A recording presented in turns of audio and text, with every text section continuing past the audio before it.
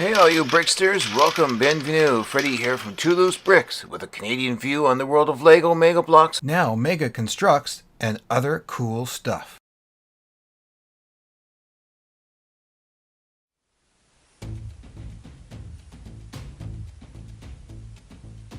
$1.21 gigawatts! Bricksters, welcome! This is Two Loose Bricks here, and I have my MOC of the Flux Capacitor from Back to the Future. That's right, I built this little thing. It's really cool.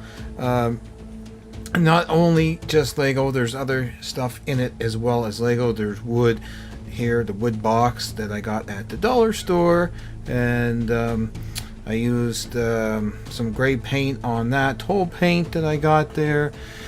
And as you can see, there's a clear plastic window right there. Well, that was made of a pie plate top, so we used that for that. Yeah, it worked well, and some piping that would hide wires in the automotive around the edge. Now, getting right into it, I put some 2x2 plates on the top and drilled a hole, as you can also see, for the USB of the Arduino microcontroller that's inside there as well. I'll explain that just in a minute. But those plates are to hold that DeLorean that's just sitting here right off to the right. So I put some clear lifters on that. I call them the lifters. They're the clear Lego windows. And I put two of them in height. So 2, 4, 6, 8 all together. Stack the DeLorean on top of that, and you have a cool little Back to the Future display. Of course, Doc and Marty is sitting in the car, so, and the wheels fold under as well, so that looks pretty cool. Let's take a look inside now, shall we? We have to take the car off, of course. Now I have some hinges here which I made out of Lego hinges, so I use them on the side just to keep the door and the flap from moving. I didn't have to glue anything inside here. It's the internal plate, and it's just friction fit. I used all clear pieces in the center and some really cool parts. It just pulls out there, and you can see I have some 1x2 bricks too high in the back just to keep it up. Now I have the Arduino board and all the LEDs laid out here on the back side of that black board. So I have, well, 3 Lego pegs coming through there, 3 axles with some little buffers on them just to keep them in there. I glued them down, and I have all the LEDs as well. Now off to the right you see the Arduino circuit diagram, and it'll also show in the middle there, the long skinny one, that is the driver board. I'm not using the driver board.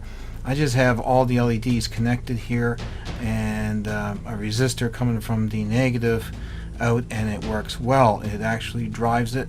Don't need the driver board in this circuit. So I found that circuit online at myfluxcapacitor.com, and basically just altered it. If I had to build the driver board I would have, but I didn't need it. Sometimes you might need it to drive the LEDs, especially if they're super bright. Mine weren't really super bright, so you know that worked well. And then there's the axles right here, the 3 red axles with the little buffers on them just to keep them from coming out on the bottom side, and that's to hold the tubes on the other side, on the front side, the red tubes right there, you see. So close up of the LEDs now. Each set of 3 LEDs, I'm going dark so you can see it, is the outers, inners, and the middles. So there will be 3 channels coming off the digital outputs of the Arduino, and you'll see 3 other lights, 1 at the top and 2 at the bottom, flashing when it is at full flux or in time travel mode. That is the exterior lights, if you want to call it. So that uses a 4th channel or 4th output on that Arduino. Now the code was very simple for that, so you know, you can look that up on the internet. It's around Flux Capacitor code, and anyway, this is what it does. It fluxes, and it just basically turns it on and off really fast, and faster and faster, faster, and then when it's at time travel state, the external lights come on. Now I was using the 5-volt USB power supply for that, although you can use a 9-volt battery for it. But however, plugging in the 5-volt on the top, it'll last forever basically. The 9-volt will eventually drain down and the lights will get dim. So that's up to you what you want to do with the Arduino. It gives you the option 5 volts or a 9-volt battery.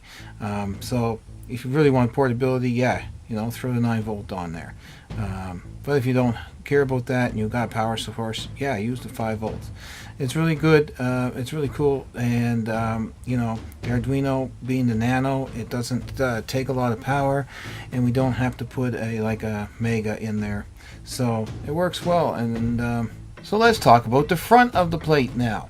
I use some 2x1 clears, and I use 2 of them, followed in the middle by a 1x1 plate, and then a 2/3 cheese wedge slanted translucent or transparent to give that triangle in the center.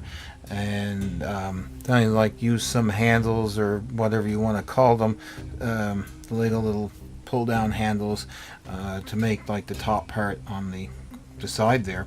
And I used a 2x1 plate just to join the 2x1 bricks in the middle of them. And the gray pieces are wheel hubs or wheel caps or whatever you want to call them, rims. And then I used a round 4x4 round piece that's like a brick, but it has a Technic hole in the middle you can put a pin down through, like the pins I use here, the red pins on the bottom. I got them going through the top up there to the 90-degree elbow pieces. Then I have some blue pegs coming out of the Technic angle elbow piece with a pin on the front side which fits into the tubing, and of course it goes down to the axle in the black piece. Now I just put some hinges along the side there just to keep her clipped closed, and away you go. Get out the old Dymo label maker and make some labels for this thing, stick it on where it's appropriate, plug it in, and away you go. There's the sequence. Going to turn the lights off there just so you can really see it go. Yeah, so that looks really, really neat in the dark. And there she is in time travel mode. Really cool, eh? So it's really cool in the dark, in a dark room, and you see this thing going snap, and we'll bring the lights back on, and there it is in full display mode with the time machine DeLorean sitting on top of it. And this flux capacitor in that car is located behind the rear seats on the wall. So if you're wondering where it is, there's actually a Lego printed brick that is in the kit, and it is on the back wall, and it's got the print just like that looks like right there with the flux capacitor right on it. It's so cool.